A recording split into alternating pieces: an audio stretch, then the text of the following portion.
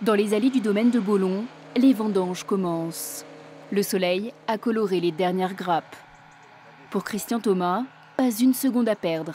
Le propriétaire des lieux a 4 semaines pour récolter 90 hectares de vignes. Contrairement à certains de nos confrères, ici nous disposons de 10 variétés de raisins, donc d'une très belle palette.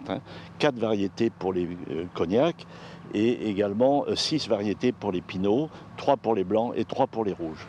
Une fois récoltés, les fruits sont déposés dans la cave de vinification, à quelques mètres seulement du vignoble. Ici, Christophe, le fils de Christian Thomas, contrôle toutes les manipulations du raisin. Chaque année, 1800 tonnes de fruits sont pressées sous ses yeux. Il faut simplement être patient, ne pas précipiter les choses et ne pas vouloir extraire tout le jus du raisin très rapidement. Pour faire un bon cognac au château de Baulon, on vous dira qu'il faut du temps. Après les vendanges, Christian Thomas ne lâche rien. Il veille lui-même sur la qualité de son nectar.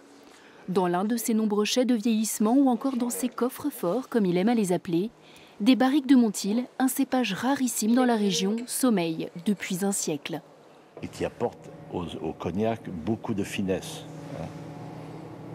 Voilà.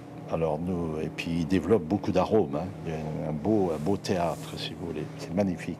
Avec le bois qui donne un petit caractère vanillé à ce beau cognac. Dans quelques années, ça va faire un très grand millésime. Après avoir vieilli, le cognac est mis en bouteille sur place. Chaque année, 400 000 flacons contenant le précieux élixir sont placés dans leurs écrins avant d'être exportés partout dans le monde. Depuis 4 ans, le chiffre d'affaires de l'entreprise a pratiquement doublé grâce à un nouveau client. La Chine, conquise par le nectar, achète aujourd'hui les 2/3 de la production familiale. Le marché chinois, c'est un plus. Alors il nous permet de faire plus d'investissements, voilà, d'améliorer le domaine, la qualité, en investissant dans des technologies nouvelles, plus performantes. Voilà, donc il nous apporte un petit peu de trésorerie, ce qui nous permet de faire plus d'investissements et d'utiliser un peu plus de main-d'œuvre aussi, parce que vous avez vu, tout le conditionnement final se fait à la main. La renommée de son travail, Christian Thomas la doit à sa régularité dans l'excellence. Au château de Baulon, on fait de la haute couture et non du prêt-à-porter. Telle est la devise du maître des lieux.